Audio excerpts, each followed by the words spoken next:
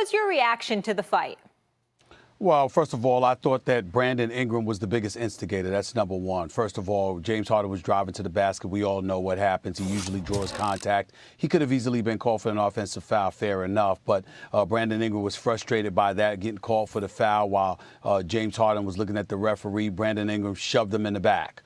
James Harden wanted to retaliate, but was smart enough not to. And then Brandon Ingram stupidly got in the face of official Jason Phillips. You know it's bad when Lance Stevenson runs over to you to calm you down and to get you out of the official's face. That's bad in and of itself. But then at that particular moment, Rondo and Chris Paul, who have never liked each other, and it spans for as long as a decade, back to 2008 and beyond, they ultimately drew at one another. And then you could see Chris Paul wiping something from his face and puts his finger and mushes Rondo in the face, basically intimating that Rondo spit on him.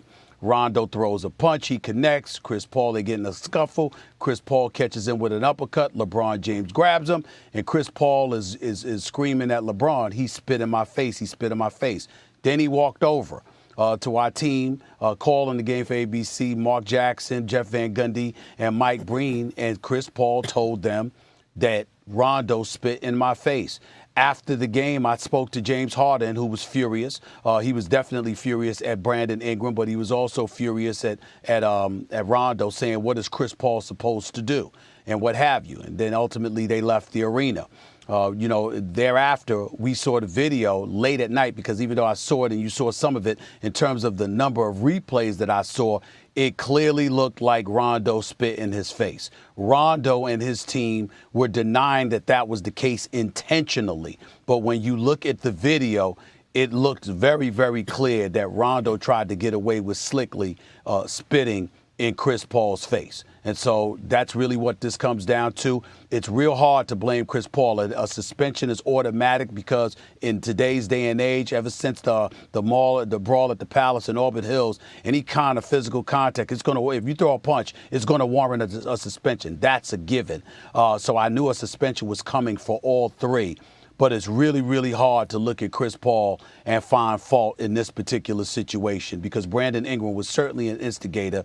And in the case of Rajon Rondo, you simply don't do what that man did. It's certain things that's just crossing the line. I don't give a damn who it is. When something like that happens, it's time to throw down. So you're not going to find a single NBA player anywhere, anybody watching that is as well, that's going to point the finger in the direction of Chris Paul in regards to what happened. You're just not going to find that today.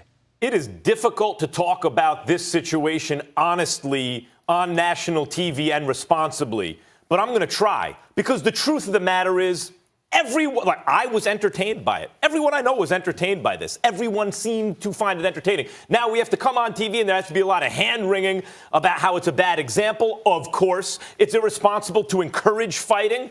Of course. I get it. But this was exciting. This kind of took over everything. This was the biggest story out of the game. This is what we're talking about still on Monday, and this happened Saturday night. Now, you do not want this to catch on in the NBA and fights and everything. It's been a long time since we saw a genuine fist fight on the court in the NBA where guys were actually landing punches. And to pretend that we weren't entertained by this, I think, is wrong. I don't want to encourage it. Kids, don't fight. It was entertaining. I mean, that's why we're talking about it. Brandon Ingram's a live wire. That kid is a live wire. Stephen A., James Harden comes down the lane. He gets away with a lot of stuff. He manipulates the rules. That's why he's a great player. Just like a batter in baseball who draws walks. That's not why balls and strikes are there. They're there to encourage the pitcher to throw strikes so the batter can swing. But smart hitters have manipulated the rule and use it to their advantage to draw walks. That's like players drawing contact in the NBA. That's not why fouls are there to put a guy on the line. They're there to dissuade fouling. But smart offensive players like Harden use it to draw fouls. And the way he did it against Ingram bothered Ingram. He got shoved around. I mean, my advice to Ingram was, kid, hit the weight room harder. Guys, you'd be a better player. And it's still young, and I think he will, and he'll get stronger as he gets older. But he doesn't like the way he's getting tossed around. But Ingram is a live wire. He goes to the MVP of the league, who he just fouled, and shoves him aside. And then the one thing that I kind of, it's not that I'm encouraging the behavior, but I like seeing that feistiness in a young player. The problem I had with Ingram, Stephen A., is the way he approached the ref. He looked like he had beef with the ref, like he was physically intimidating him. The ref was like, what? Are you kidding, kid? You just fouled the MVP, then you shove him, then I call a foul, which is the right thing, and you're in my face? I didn't like that from Ingram. But he really started the whole thing. Well, and then when it was all over, he jumps in and punches Chris Paul in the face. Now, let me say this. If I'm Chris Paul, I'm thinking, I agree with D'Antoni, you got to be kidding.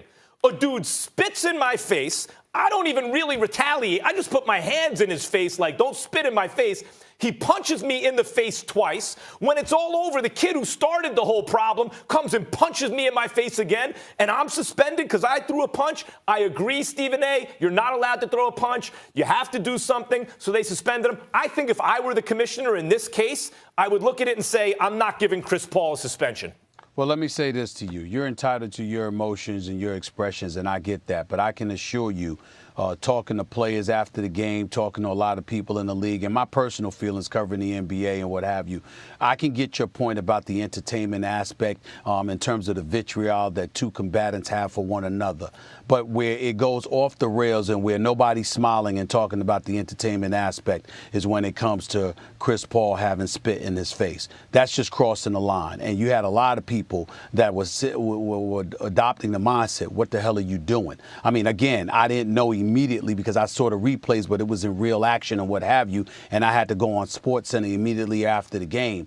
But in the hours that followed, seeing the replay over and over again, and then having it slow mode for me, which the highlight didn't necessarily do initially by the teams themselves, to see it in slow motion and to see Chris Paul's head jerk back, to see Rondo's head jerk forward, it definitely looked like it was intentional.